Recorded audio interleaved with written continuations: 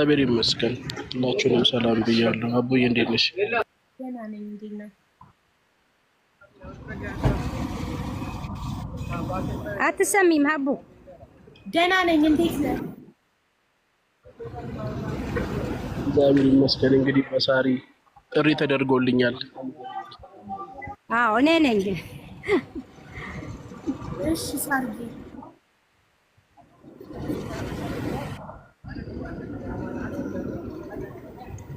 አናግራት ልዑልዬ። ሳርዬ ቆይ እኔ ቆይ ሀቡዬ እሱ ይጨርስና ከዛ ታወሪያለሽ። የመጣበትን ይንገርሽና ከዛ አንቺ ደግሞ ታወሪያለሽ።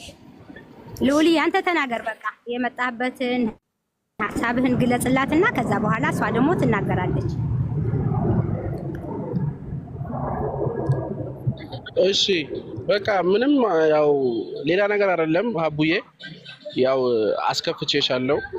እኔ ከዚህ በፊት ቆይቷል እዚህ ጋር ስሜ ስለተነሳ በዛ ተናድጄ ቂም ይዤብሽ ስለነበረ ፕላስ ደግሞ ሌሎችም ሰዎች ተጨምረው ነው ይሄ ነገር ሊፈጠር የቻለው።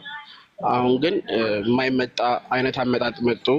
የልጅሽን ፎቶ ወደ መለጠፍ ወደ ምናምን ሲኬድ አንቺም በንዴት ነገሮችን ስትስቺ የማይባል ነገር ስትይ ያው የተበሳጨ ሰው የተናደደ ሰው ምንም ይናገራል። ሳይ ኖርማሊ አሳዘንሽኝ። እንደ ሰው እኔ ሴት ልጅ አለኝ። ነገ ምን እንደሚገጥመኝ አላውቅም። ሰው ተሳስቻለሁኝ። ቆይቷል። 4 ቀን 5 ቀን ይሆነዋል። በቃ ከዚህ በኋላ በአንቺ ጉዳይ በልጅሽ ጉዳይ ላልገባ ምንም አይነት ነገር እንትን ላልል አንድ ቪዲዮ ፖስት አደረግኩኝ። በቃ ተውኩኝ ከልቤ ማለት ነው።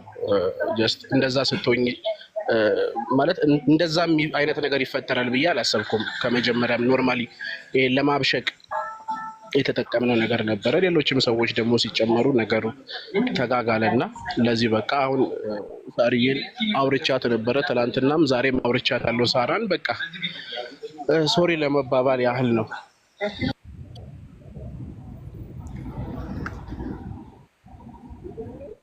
ቴንክ እሺ ሀቡዬ ይቅርታውን ተቀበይልኝና ከይቅርታ በላይ ምንም ነገር የለም ሀቡዬ።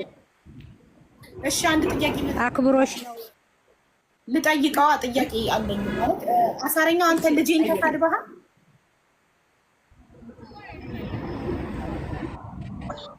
በፍጹም አልተሳደብኩኝም። በፍጹም አላረኩትምም አላረገውምም። አዎ በቃ እሺ ይቅር። ልጄን ካልተሳደብ ይቅር ብያለሁ። በልጄ ጉዳይ ግን እኔ ማንንም ይቅር ማለት አልችልም። ልጄን ግን ካልተሳደብክ እኔ የሰደብክኝ ምንም ችግር የለብኝም። ይቅር ብያለሁ። እግዚአብሔር ይባርክሽ ሀቡዬ። በቃ በልጅሽም የመጣ ሰው ካለ ከይቅርታ በላይ የለም። በቃ ይቅር በይ። ምንም በቃ ወጣ እኮ ሀቡዬ። ልንገርሽ የሚመለስ ቢሆን ኦኬ የሚመለስ በቃ ሁሉም ሰው ይሄ ሁሉ ሰው ይቅርታ የጠየቀች እኮ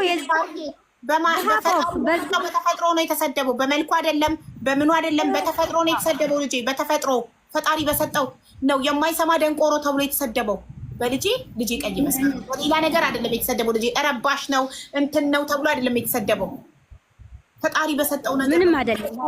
በዚህ ደግሞ ነው ይቅር አስመሳይ። አሁን አንቺ ይሄ ሁሉ ህዝብ ሰው በእነሱ ፊት እኮ ነው በእነሱ ስም ነው ይቅርታ እያለቀሰ የጠየቀሽና አንቺ እግዚአብሔርና ፈጣሪሽን አመስግኝ። በቃ ጨረሱ። አሁን ልዑልን በቃ ጨርሰናል። ይቅርታ ጠይቆሻል። በልጅሽም አልተናገረም።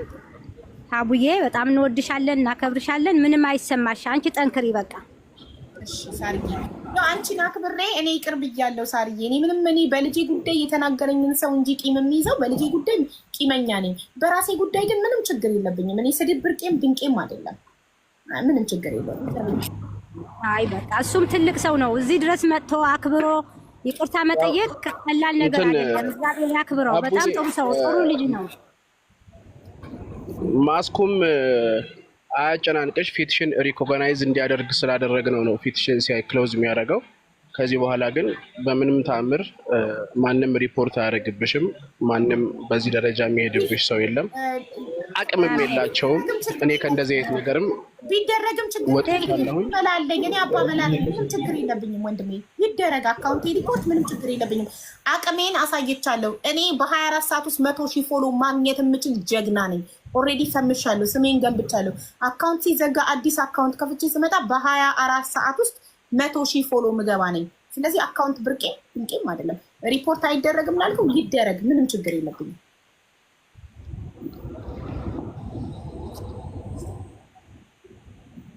አካውንትሽ እንዲዘጋ ዋና ተባባሪ ነው ከጆዳብ ጋር አሁን ችግር የለም። ልጄ እንደተሳደበች አካውንቴ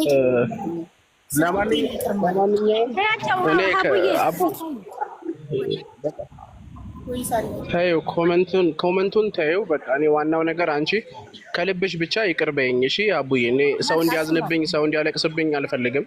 ከልብሽ ይቅር ብቻ በይኝ። እኔ ያንን ነው አቡ። ይቅር ብያለሁ ወንድሜ። ሰላም ነው፣ ፒስ ነው በቃ አቡዬ። ሌላው ነገር ደግሞ ያው እንደ ቤተሰቡ ናችሁ ታወራላችሁ ተዳርና የሆነ ነገሮችን መፍታት ነው በቃ። ሰላም ከተበረገ ምሳሌ አሁን እሱ የሚነግርሽ አንዳንድ ነገሮች ካለ እንደ እህቱ እንደ ከዚህ በኋላ ያለው ነገር ነው መገንባት ያለባችሁ። ያለፈው አልፏል። ሰው እንደ ጠላት ሲተያይና እንደ እንትን ሲተያይ ብዙ ነገር ይደራረጋሉ አቡዬ። ከዚህ በኋላ ግን ከቤተሰቦችሽ ጋር ከተጣላሻቸው ሰዎች ጋር በፍቅር አንቺ ለሰው ነው የምትሰሪው የምታደርጊውም ነገር ሚስ አንደርስታንዲንግ ካለ መፍታት ነው እየተነጋገሩና እግዚአብሔር ይስጥልኝ ልዑል እዚህ መተህ ይቅርታን በመጠየቅህ ታላቅነት ነው። ይቅርታ መጠየቅ ክብር ነው። በቃ መዋረድ አይደለም መከበር ነው እና እናከብርሃለን። በጣም እንወድሃለን። እግዚአብሔር ይስጥህ አቡዬም ተባረኪ። በጣም ወድሻለሁ። በቃ ልውጣኔ። እሺ ሳርዬ ክበሪልኝ። እሺ ሳርዬ ደውልልሻለሁ። ሁላችሁንም አመሰግናለሁኝ አቡዬ። መልካም ጊዜ ሆነላችሁ። ሁላችሁንም አመሰግናለሁ። አሜን አሜን። እሺ ሳርዬ አመሰግናለሁ እህቴ።